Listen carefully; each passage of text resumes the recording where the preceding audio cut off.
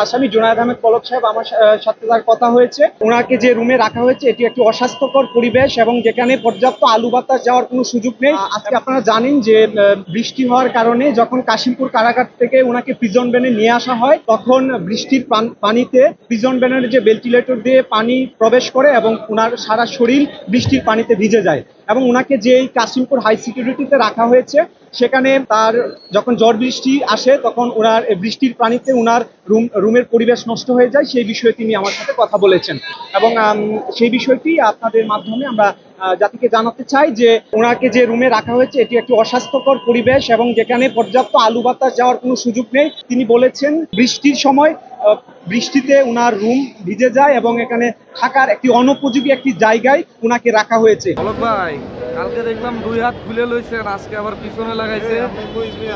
হ্যাঁ পলক ভাই কি দেখাইলেন কালকে? হাত দিয়ে কি দেখাইলেন? হাত দিয়ে কি দেখাইলেন পলক ভাই? বিশ্বমানের থার্মিক্স রড, সালাম স্টিল থার্মিক্স, দেশের একমাত্র থার্মিক্স রড।